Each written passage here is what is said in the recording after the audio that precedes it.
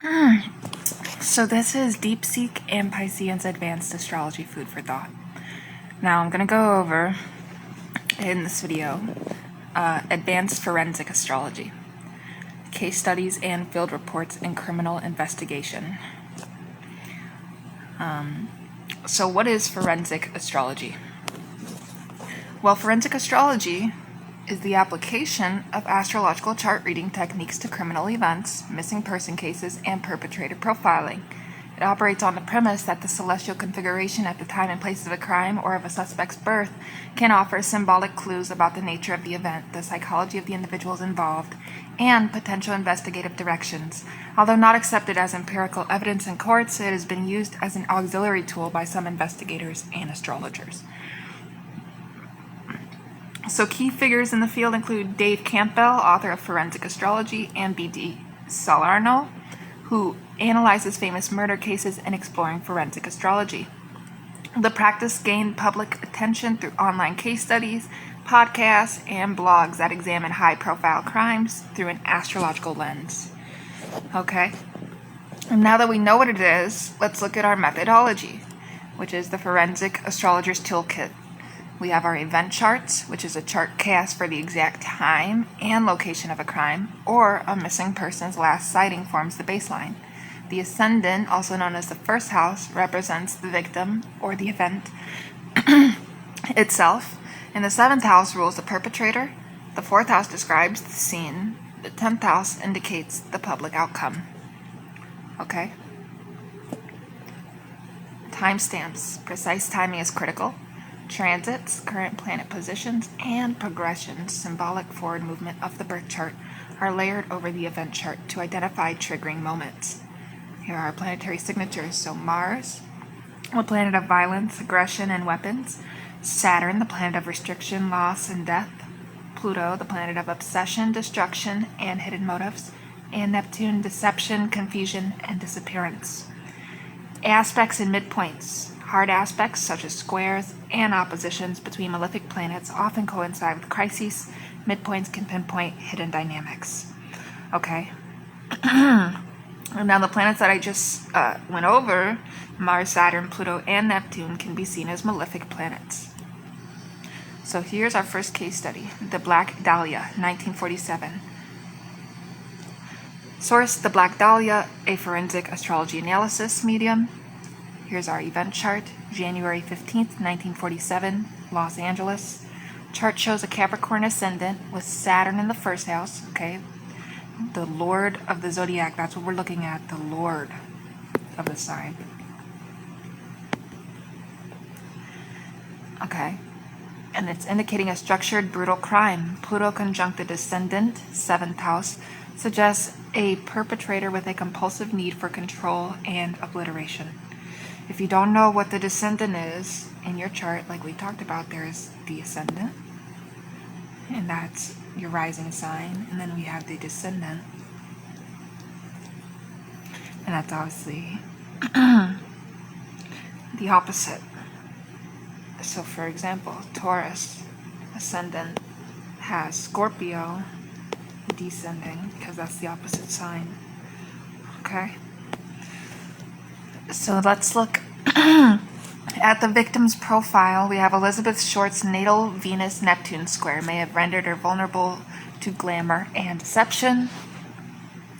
Transiting Mars squared her natal moon on the day of her disappearance, signaling acute danger. Perpetrator signature is 7th house Pluto opposite Mars in the first, hints at a killer who derives power from surgical dismemberment. Ketu, also known as the south node of the moon in the 8th house, points to a karmic, sexually motivated act. Okay? Let's look at our second case study. The Son of Sam shootings, 1976, 1977.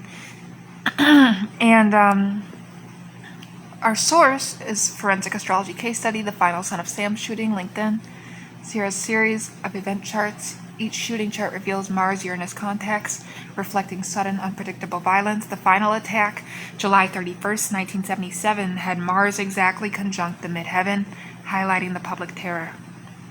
Perpetrator's birth chart, David Berkowitz, natal Saturn in Scorpio in the 12th house, suggests a deep-seated need for punishment and hidden compulsions.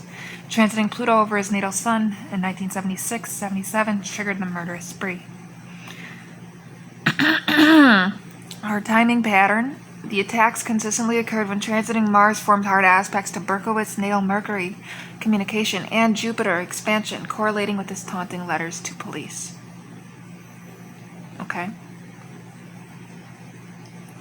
Now let's go over our third case study, the Idaho murders, 2022.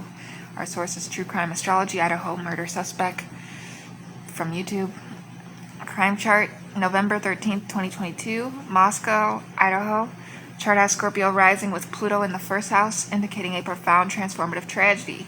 Moon in Cancer in the 8th house speaks to the emotional violation of a home. Here's a suspect's chart. Brian Koberger's natal chart, based on reported birth data, shows a Capricorn Sun square Saturn, suggesting a rigid, ambitious personality. Mars in Gemini in the 8th house can denote a fascination with death and communication. Transiting Saturn conjunct his ascendant at the time of arrest mirrors the weight of justice. Here's our astrological red flags. The progressed moon opposite his natal Venus during the murders may reflect a distorted sense of connection. The eclipse preceding the crimes fell on his natal Mercury, signaling a mental break. So we're going very in-depth and detailed. Now let's look at our our field reports for missing persons cases. For example, we have a 21-year-old woman disappearing after a party in Kansas City, taking place in September 2016. The event chart has Neptune on the 4th house cusp, suggesting confusion about the location, and the ruler of the 7th, the suspect, is in the 12th house, hinting at hidden abduction. Now let's look at our search timing. Transiting Jupiter trine the ascendant 3 days later indicated a positive outcome. Victim was found alive in a nearby forest. Practical use. Astrologers often provide directional clues. For example, look near water when Pisces is strong, though these are interpretive, not definitive. So now we have our advanced dissections of planetary patterns and retrograde cycles. Our eclipse triggers. Eclipses on sensitive points, such as the ascendant and midheaven, often precede major crimes. 2020 lunar eclipse over the USA's natal Pluto correlated with a spike in domestic violence incidents. Retrograde periods. Mercury retrograde can distort communication and evidence. Mars retrograde may internalize aggression, leading to planned rather than impulsive violence. Planetary returns. A perpetrator's Saturn return around the age of 29 often coincides with the crystallization of criminal identity. The son of Sam spree began near Berkowitz's Saturn return.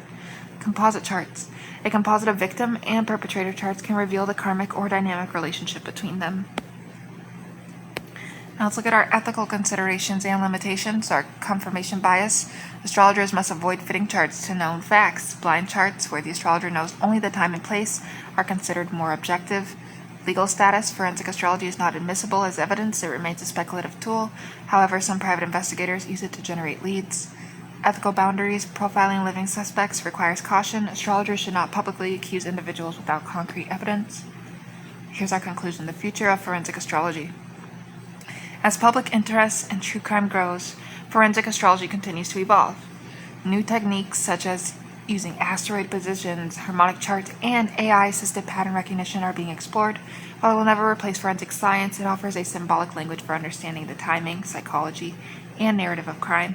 For the advanced practitioner, the challenge is to maintain rigorous methodology while respecting the gravity of real-world suffering.